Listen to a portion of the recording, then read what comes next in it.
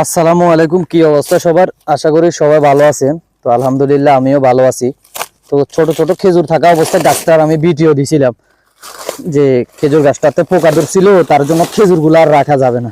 তো দীর্ঘদিন অপ্রাণ চেষ্টা করার পরে ভাগ্য খারাপ, আসলে গাছটা বাঁচাইতে পারলাম না।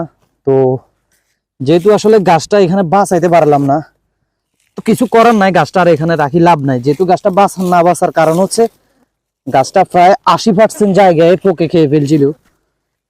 তার জন্য ভাবলাম যে আর গাছটা এখানে রাখি লাভ নাই। ভাই যতটুকু চেষ্টা করা ততটুকু চেষ্টা করছি। একটা কথা হচ্ছে, অল্প অসুস্থতা থাকতেও ডাক্তারের পরামর্শ নিয়ে ওষুধ খান। যদি বেশি অসুস্থ হয়ে যান, পরবর্তী আর ওষুধ খাইলেও ভাই কোনো, সত্যি কথা বলতে, আর কোনো লাভ হবে না। আসলে গাছগা এত পরিমাণ পোকা ধরছে যা বলার বাইরে।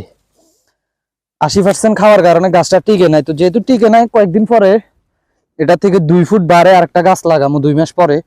যেহেতু এখন 8 মাস চলে,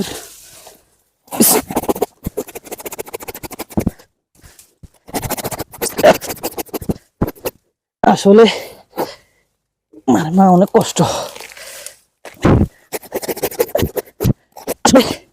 এরকম একটা গাছ উঠাইতে অনেক কষ্ট। এরকম একটা গাছ মানুষ করতে কত যে কষ্ট হয়, বছরের পর বছর। কিন্তু পোকায় ধরে একবারে এটার অবস্থা শেষ করিয়ে লাইছে। এটা যদি এখান থেকে না ফালাই, তাহলে পরবর্তী আর অন্য গাছে পোকা ধরবো। এখান থেকে যাই তো একবার শেষে তুলে আসে না, তুলার মতো করে এলেছে খায়। তো ভাই একটা গাছ যদি তুলার মতো করে এটার বাইরে সম্ভাবনা আছে না। এই আল্লাহ,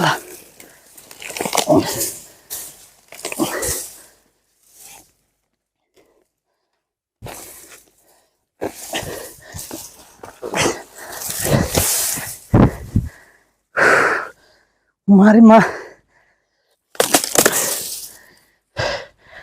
তো এখন গাছটা ভাই অনেক কষ্ট করে গাছটা উড়াইছি। উড়ানোর পরে জায়গাটা সুন্দর করে বরাট করিয়ে লাইতে হইব। আর হয়েছে যে কি, ওই পিছনে গাছটা সিধা করে আবার এখানে একটা গাছ লাগাই দিতে হইব। তো আজকের ভিডিও এখানে শেষ। আল্লাহ হাফেজ, সবাই ভালো থাকবেন ভাই। অনেক পরিশ্রম।